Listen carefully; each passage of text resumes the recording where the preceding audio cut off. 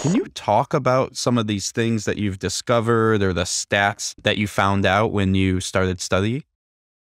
Yeah. Well, if I could back up from that slightly before I tell you some stats. All right, actually, let me do it this way. There's two stats that I'll start with, and these are stats about something that's been growing and building and that we can point to as reasons for the great resignation that we're all experiencing today.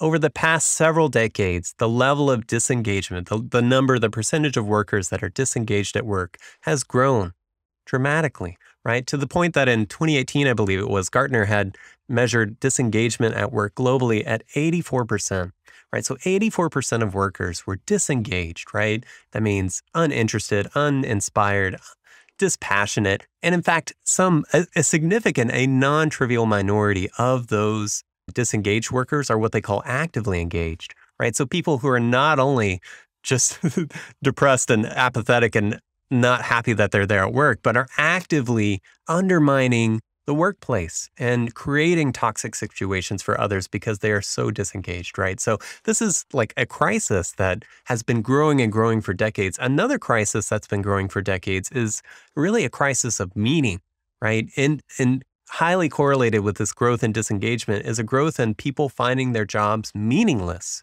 right? And it turns out meaning is important. In fact, a great study from 2018 called Meaning and Purpose at Work found that 9 out of 10 employees would be willing to donate 24% of their future lifetime earnings to just have more meaning at work, to have more meaning in their jobs, right? They would give up 24% of their entire future lifetime earnings, which, by the way, is more than most workers spend on a house in their lifetime, right? And so they are saying it's even more important for me to have meaning than it is for me to buy a house, right? That is an amazing and astounding statistic that should have given everyone significant pause, especially people in leadership, right? Because the combination of these two things, this massive growth and disengagement and this massive growth and meaninglessness. And by the way, there's other stats that go right along with it, including a massive growth in mistrust, right? 6% of workers globally mistrust their CEOs and their senior leadership, right? So the combination of all these three things should have given every leader pause,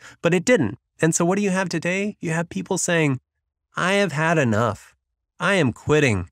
I am not going to take it anymore. There must be something better than this, right? There must be a better way of doing stuff out there. Okay. So those are some of the stats that I am recently become privy to that in hindsight really helped me sort of make sense of everything that's happening in the world. These But are when it comes to alarming statistics.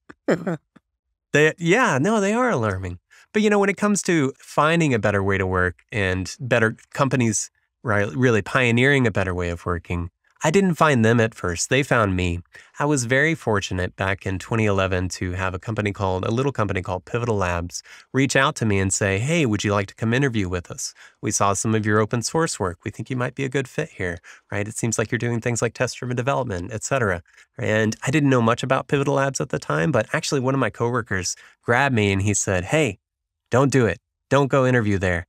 Don't you know they're doing pair programming? You have to write code with other people at the same time. You share a computer with another programmer. It's insane. Don't do it. Don't even interview.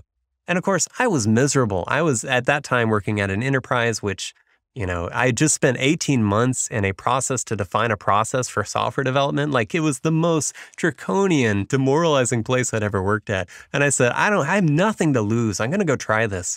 And I have to tell you, even just stepping into that office for the first time, it was life-changing, right? Like just seeing a sea of programmers on a large open floor, 2 programmers for every computer doing pair programming simultaneously, right? 100 people on the floor doing this all at once. The noise of it, right? The sound of it, seeing all the people sitting around debating, writing code together passionately, right? And laughing and arguing at the same time. And smiling, even just the experience of seeing so many people smiling at the same time, I experienced that as uncanny, right? I had been so long working in environments in which no one even smiled most of the time that just seeing people smiling en masse was just mind-blowing. And that I was lucky to get a job there and spent the next several years there working in an extreme programming environment. And it really opened my eyes. It made me believe that there really is a better way of working. And that's what led me to start to say, okay, who else is doing stuff like this? Is it just technology? Does this go beyond technology? What does all this really mean? How does it work? And that's eventually what led me to write my book.